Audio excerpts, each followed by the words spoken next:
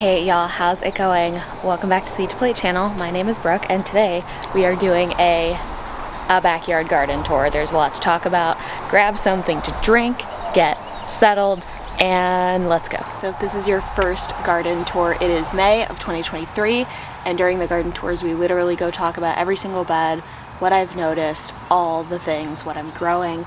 And the April, May, and June ones tend to be extremely eventful because that's when everything really explodes in growth.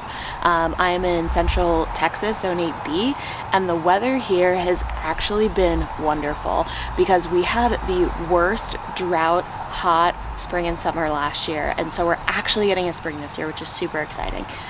So this bed that we're looking at right now, this bed was existing when we moved in, and I've noticed a few really interesting things. The bed is about 16 feet long, so it's really big, and when we moved in, only half of it, like it was a perfectly half of it had weeds, and it's just grass, but then the other half didn't. It was very weird, so I have no idea what kind of dirt this was filled with, but what I have noticed is in the half of the bed that had the weeds, these peppers are very yellow and very stunted. Now, the tomatoes are fine, but then the tomatillos in the back are also very stunted. So I've gone ahead and given the peppers, I gave everything a little bit of nitrogen liquid fertilizer. Normally I don't love to do that, but this is just the year for it, and I have no apologies about it. So a few pretty interesting things about this bed to note. Y'all, I hope you can get a good look at this. This is a giant spider web, and there's like this little casing right here where I think the spider lives. And I'm totally fine with the spider being here, but I'm doing a Florida weave on these determinate tomatoes, and I'm scared of touching that web. Now, speaking of the determinate tomatoes, they are going insane. They really love this bed. They are loaded. I mean, loaded with tomatoes. And there's a bunch of different varieties here, but they are all determinates. And I actually labeled them. Hold your applause. I did label them. So these are one I grew last year. These are Invincibles, and these are aroma type that were really super productive. This one took a little bit to take off. This is called a Kiwalo tomato. And then honestly, I tried a bunch of different Roma tomatoes from different places. So this one is from a company called Sweet Yard, and it's super bushy, but y'all, these ones in this half of the bed are insane. Like, look at this. I actually need to come up and tie up some of these branches just to like the middle post. And because they're so big and bushy, they are starting to get some signs of blight, but let me find the tag for this one. Okay, yeah, so these are all from Amazon, and these are all called Sweet Yard. And then these two are plants that I brought back from Amsterdam. And so these determinate tomatoes are going absolutely insane. And then the peppers in front of here, now some of these, I didn't label all of them, but like I know that one is probably a Scotch bonnet, and those won't start producing until it gets really, really hot. And then honestly, I kind of just started grabbing stuff to put in between.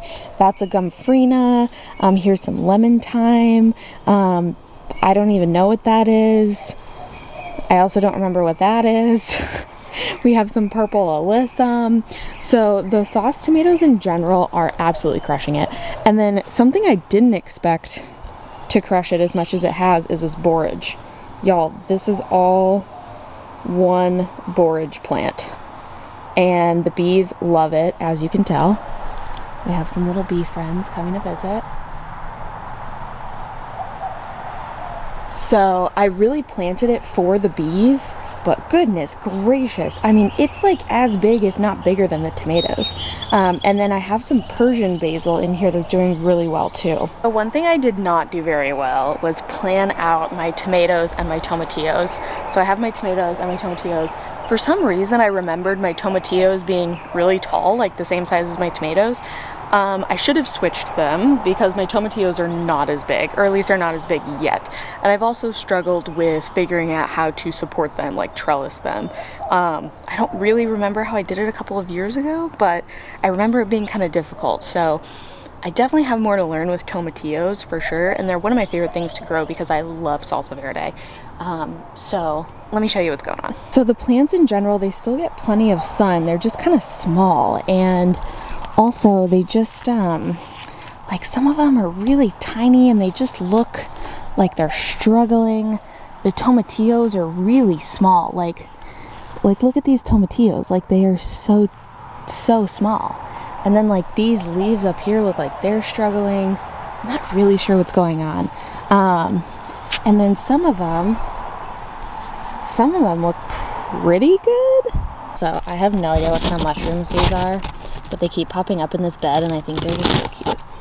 So yeah, the tomatillos are, I'm not crushing it this year on the tomatillo front.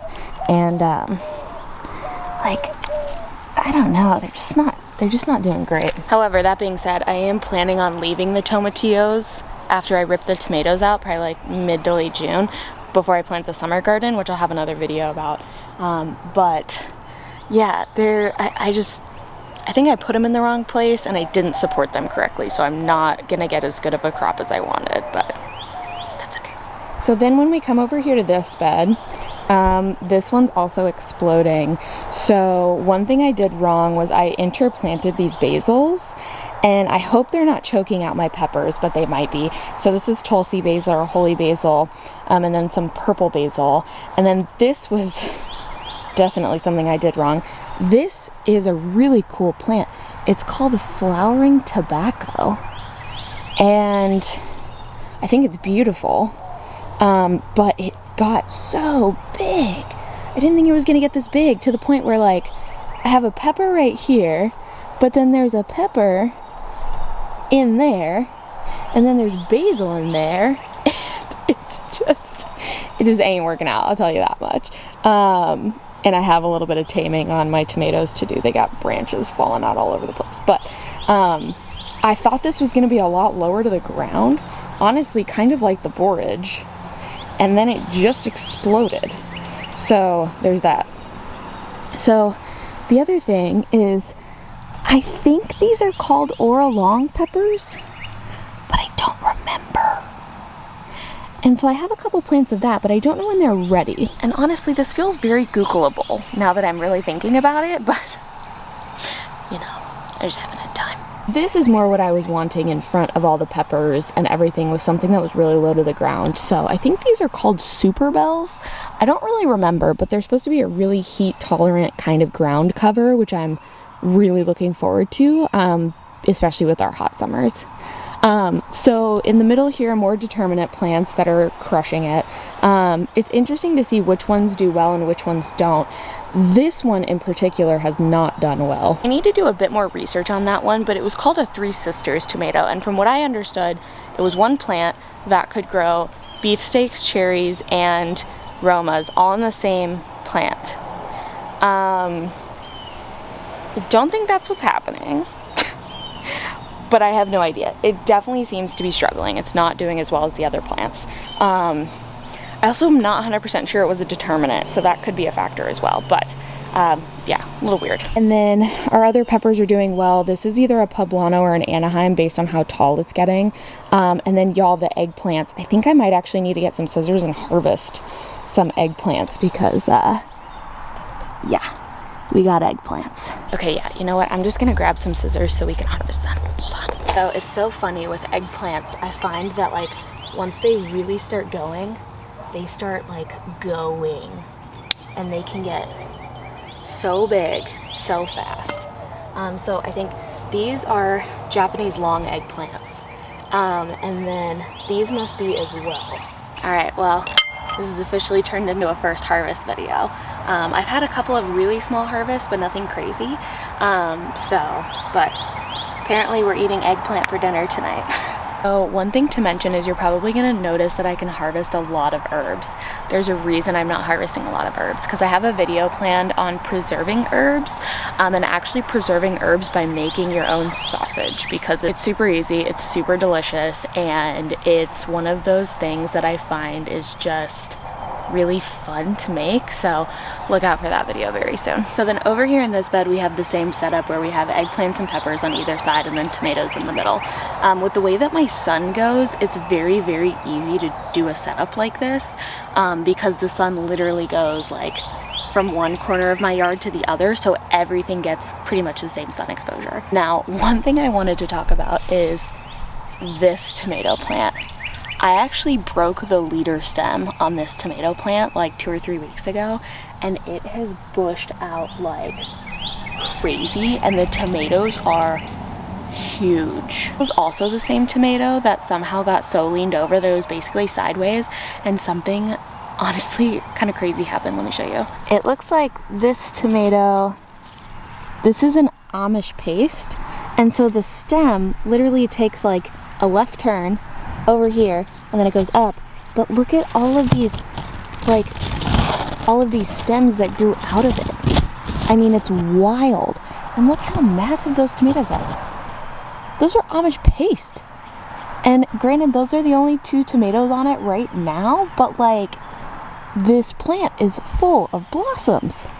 I'm honestly shocked. I was mentally prepared to totally lose that plant, like completely.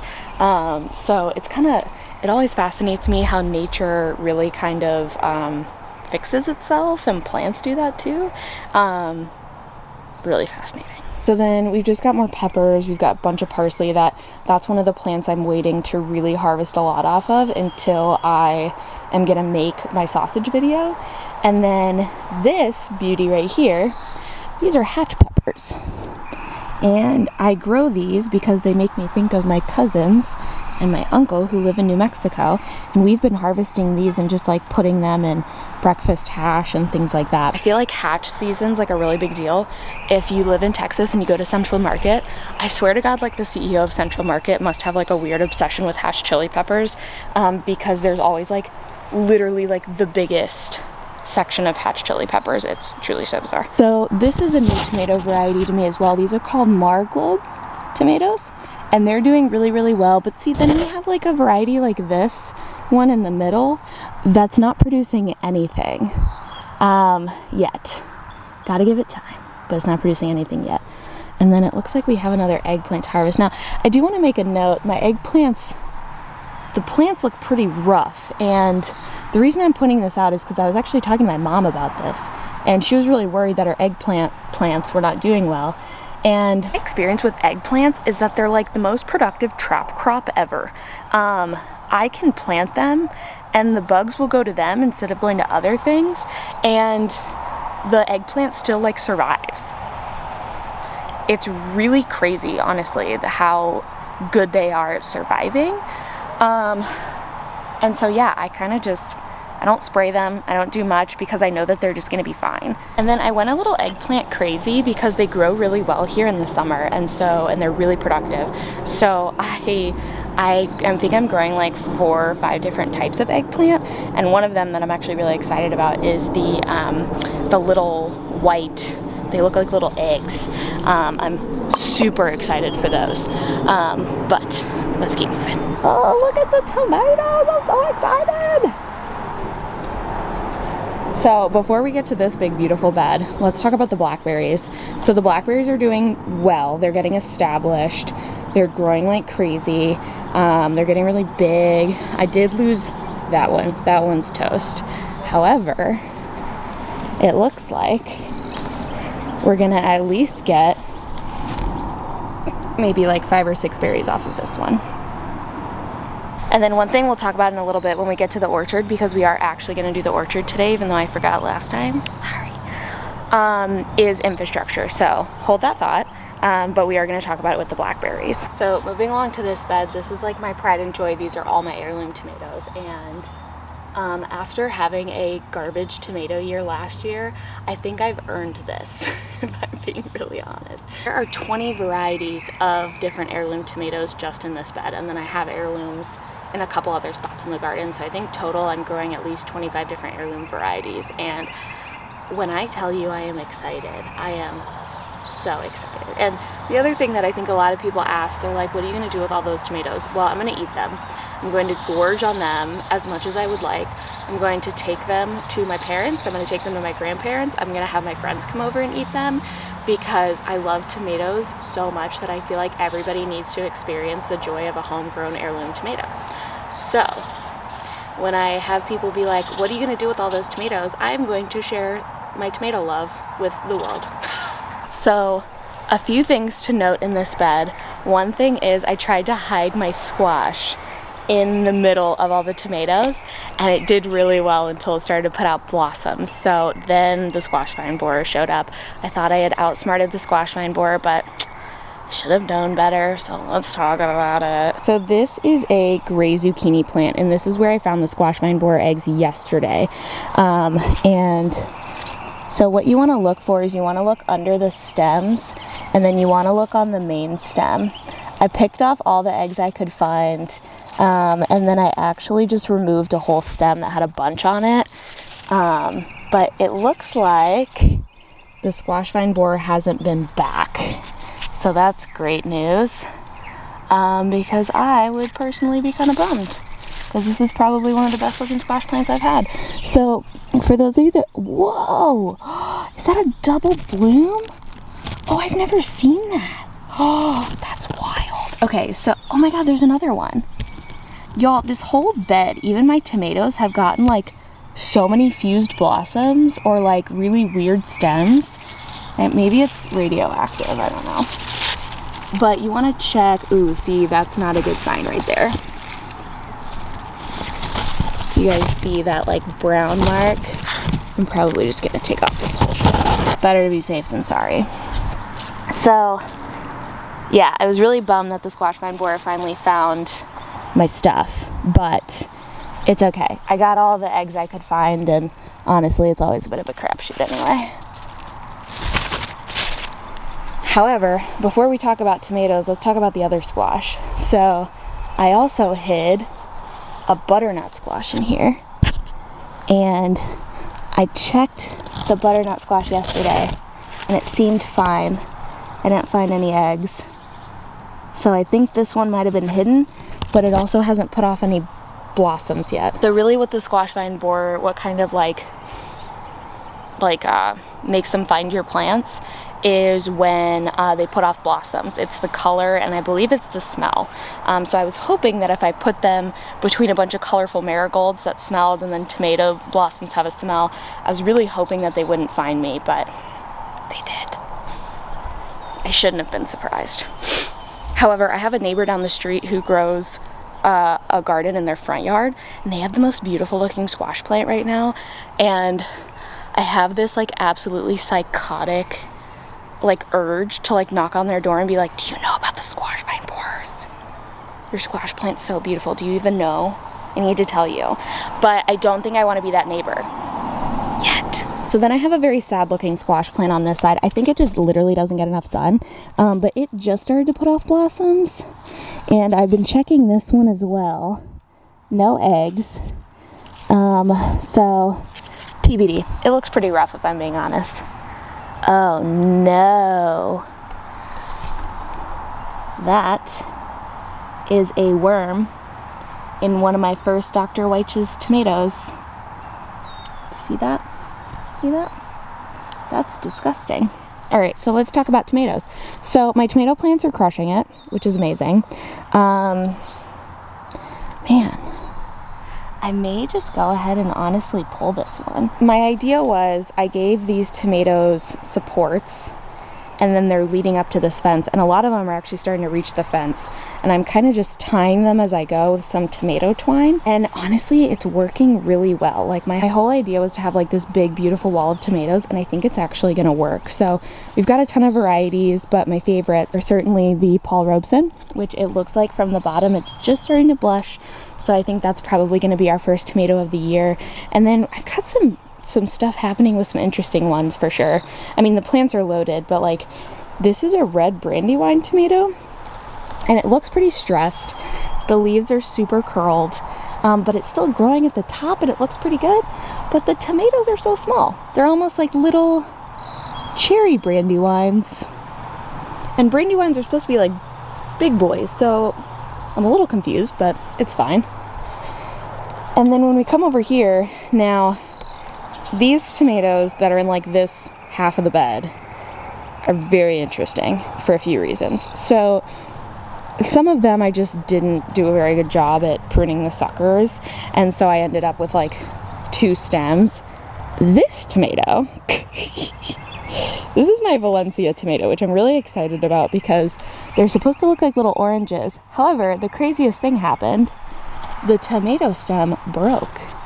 And I mean, it's hanging on by like a thread.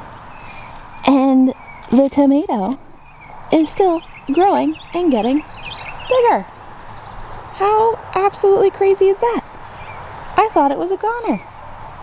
Ah, ridiculous, but in the best way.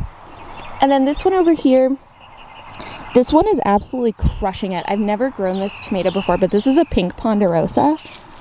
Y'all, I'm sorry. There's like 3 tomatoes right there. That is silly. And then this one's also crushing it. This is a Chef's Choice Orange Hybrid. There's like bunches of 4 tomatoes. Like, I'm about to be swimming in tomatoes. So yeah, these tomatoes are absolutely crushing it. This variety I think is really pretty. This is a potato leaf variety, which they're called that because they have leaves that look more like potato leaves rather than like your traditional tomato leaf. And this is a yellow brandywine, so I'm super excited for this because it's going to be a big fat yellow tomato. I'm a little surprised by this one. This is my Golden Jubilee, and I've had issues with this variety. I'm not sure if it's the seed stock, but it always seems so far behind, and it just feels like it never does quite as well. This one is a pink brandywine, which is also absolutely crushing it. Look at how good that tomato looks. And then, oh, I shouldn't do this. I shouldn't leave this one, but I am because I'm interested in what's going to happen. So this is a black creme tomato plant, very standard heirloom tomato. This was a fused blossom that split. And so these tomatoes are like not connected to each other, but it is like this big, crazy fused blossom that then split before the fruit split. I have never seen anything like that. It is bizarre. I mean, just truly bizarre. That is our big, beautiful tomato wall bed update. And then this, we've basically just been filling this with grass clippings, leaves, sticks, because this is going to be the new blueberry bed. So this blueberry plant I've had forever, and I've never really been able to take proper care of it, but I'm going to put at least 3 blueberry plants in here so that I can properly manage the soil. Blueberry plants need a lot of management because they need a high pH soil, and so I've never really been very good at taking care of this guy, and I think I've eaten like 1 blueberry off of it in like the last 3 years. So not excellent, but what are you gonna do? Now let's talk about my chaos sunflowers. So I was just feeling some type of way one day, and I came out here and just like right outside of a garden bed decided that I needed some sunflowers. So a couple of things. This one is obviously the biggest. It's gonna be massive. I can't wait. And then these, do you see the chewed off leaves? You see that? See that? You're probably like, what kind of animal would eat a sunflower like that? A Great Dane named Lana, who lives in our house, decapitated my sunflowers. That's what kind of animal would eat something like that. But I'm excited. So I actually have a plan for sunflowers to grow more of them over the summer. So watch out for my summer garden plan video, and we'll talk about it then. So in this bed, same setup. We have more peppers. Y'all, these determinate tomatoes. They're kind of crazy. So these varieties, I know that at least 3 of them in here are called Principe Borghese, and they are known for actually being a tomato that's really good for tomato paste. So I know this plant for sure is one of those, and it's got these clusters of tomatoes that are just supposed to be real meaty and not super watery, that are perfect for tomato paste. So they are like, I mean, the tomato cages are not big enough, like at all. And, but I'm so excited to see how they turn out. I mean, it's huge. So The other determinants we have in here are mostly just like your traditional Romas. So like this plant I have labeled Roma OG from Amazon from years ago. This plant right here is a Hungarian Italian paste.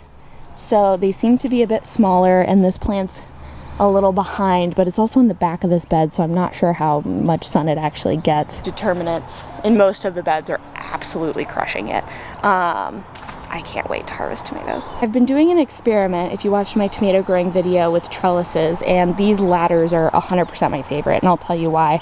It is so easy to just push the stems into the middle of it, and they're so sturdy.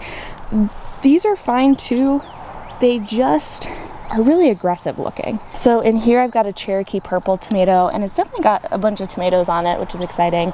But look at like this ladder, just looks so nice. And this is a Brad's Atomic Grape tomato.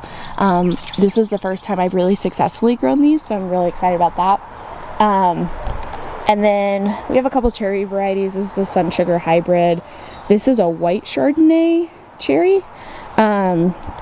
We have, oh no, this is a white cherry tomato, and this is called a Napa Chardonnay cherry. And then we have some yellow pears, which I'm pretty pumped about. I'm in the middle of that phase with tomatoes where you're waiting for them to ripen, and it feels like it takes 500 years. Like you see the tomato and you're just like, oh, it's gonna be a big, beautiful, like amazing tomato. And then it takes so long to get ripe. And you're like, this is never gonna happen. I'm never gonna eat a tomato ever again in my life. And then about 3 weeks later, you're drowning in tomatoes. So I'm in the earlier part of that whole saga. Now, one determinant plant that I am having, I don't want to say issues, but I just don't understand it, are these Illini Gold tomatoes. Now, you might have heard me talk about these Illini Gold tomatoes because I'm really excited about them. I really want to make what I'm calling sunshine sauce. And they just have seemed like they were really behind, like since I started them from seed.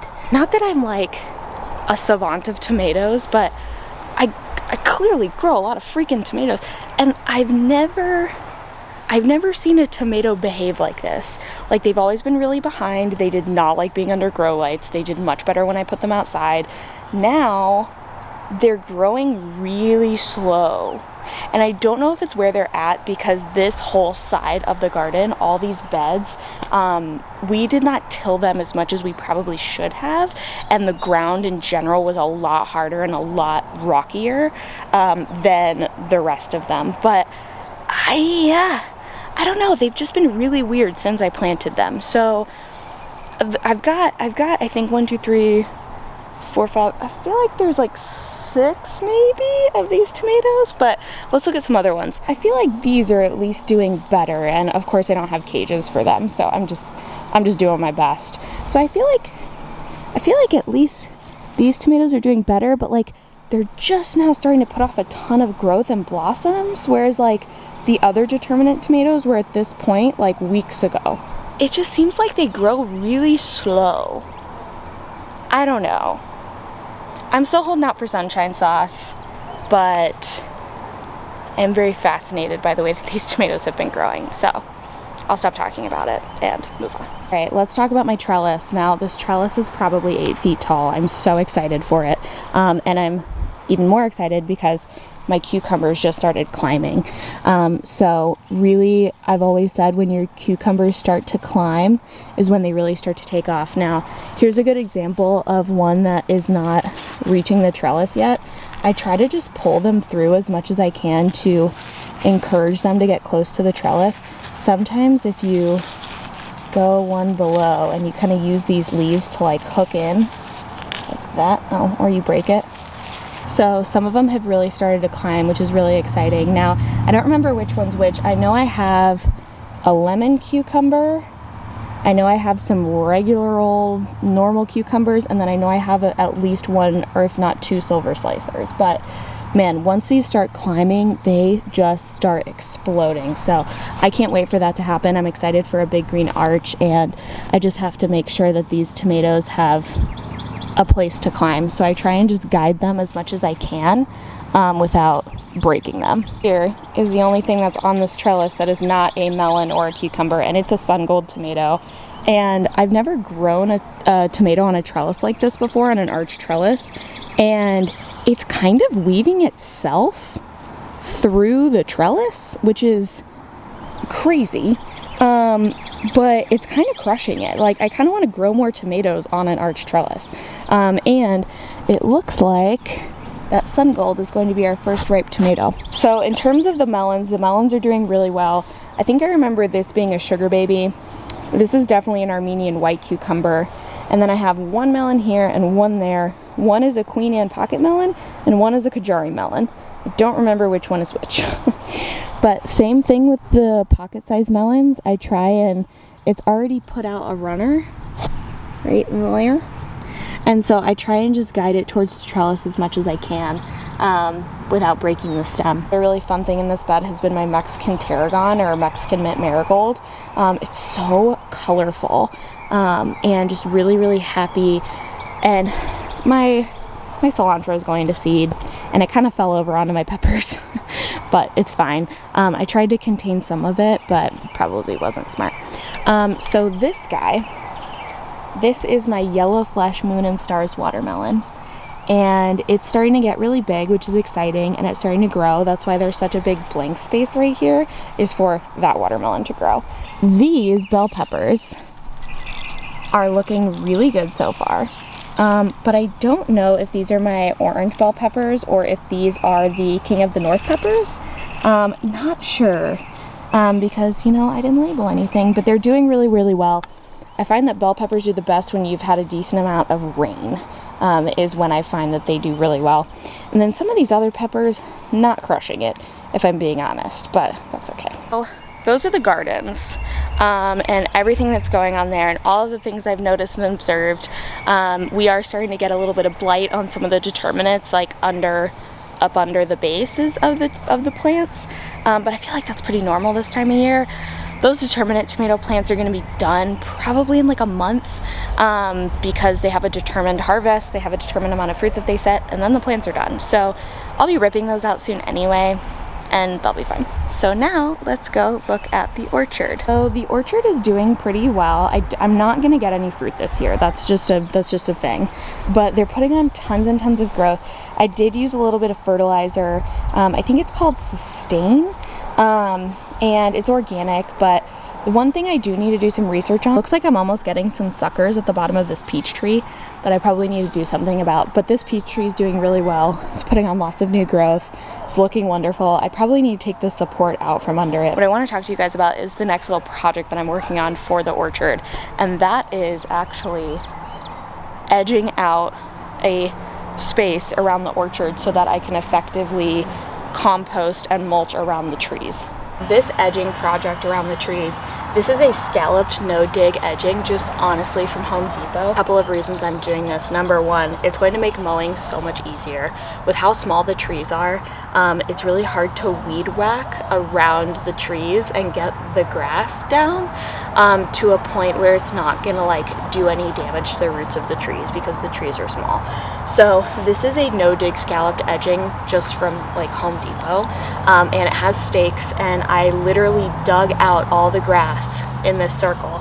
I laid down the edging, and then I haven't put the mulch down yet, but what this is called dillo dirt, and dillo dirt is something that at my community garden we fertilize the fruit trees with every like once or twice a year.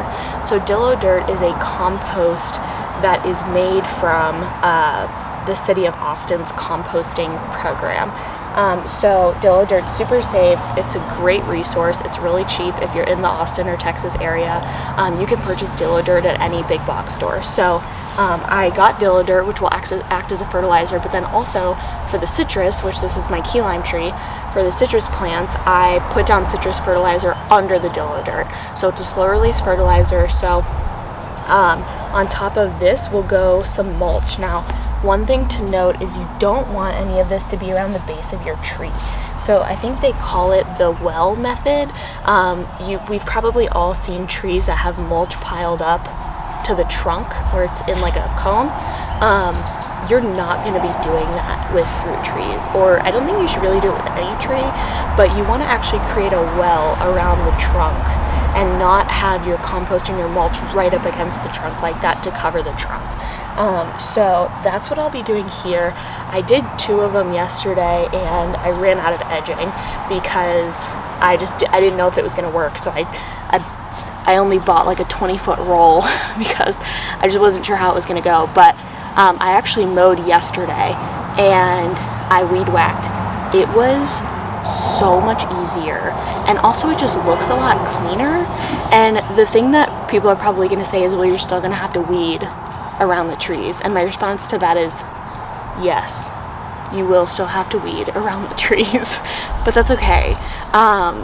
That's something that, you know, you're gonna have to weed anywhere you go, pretty much, unless you're gonna completely cover your whole entire backyard with mulch or weed fabric or something like that. You're literally always gonna have to do it. So I just dug everything out, and there's even like a little bit of grass already popping up that I didn't get yesterday. So it is what it is, y'all. So I did that to 2 of the citrus trees, and then it was a lot of work to dig out all the grass because we have a lot of Bermuda in our grass, which I will be attempting to tackle over time. And so I dug out, I guess, all 4. I don't have the edging. I have the edging to do 2, but this is going to be a project that probably takes a few weeks. However, I need to get it done before the heat of the summer really sets in, so that any of the moisture that is put on these trees can really be retained. That is always the name of the game here in Central Texas, or any really hot zone, is moisture retention, moisture retention, moisture retention. The other thing I wanted to mention is I'm starting to think about what I want to do in this area. So we get water that pools really bad on this side of the house when it rains a lot, and obviously that's not like good for your house. So we're talking about maybe building a French drain and relocating some of these rocks that I hate. Talking about relocating some of these rocks to build the French drain, but then I'm thinking about maybe edging out some of this where it's very dappled along the fence and doing like a little part shade garden. I think it would be kind of fun. And I think it would just look better than like the crappy patchy grass that's over there. And if I could find plants that like soak up a lot of water, because that's where the water really pools, I'm kind of wondering if that would help. So that's something that I'm starting to like noodle around with in my brain, but honestly it's a project that is gonna have to be, you know, far away. And that is our May garden tour. So I have my eggplant for dinner tonight, and I just really appreciate you guys coming to hang out with me today in my garden. Cannot wait to show you the June garden tour. It's going to be absolute madness. I'm hoping that I have buckets and buckets and buckets full of tomatoes and all the things to show you guys. If you liked what you saw today, go ahead and hit the subscribe button. We do these videos all the time, and actually, to give you a little bit of a sneak preview, today I'm going to a orchard that's about an hour away from my house, and I'm picking blackberries, and we're getting fresh peaches and strawberries, and we're really investing in our local sustainable produce so that I can make jams and jellies and do a bunch of canning. So keep your eyes peeled for all those videos, and thanks so much for joining. Happy gardening. We'll see you next time.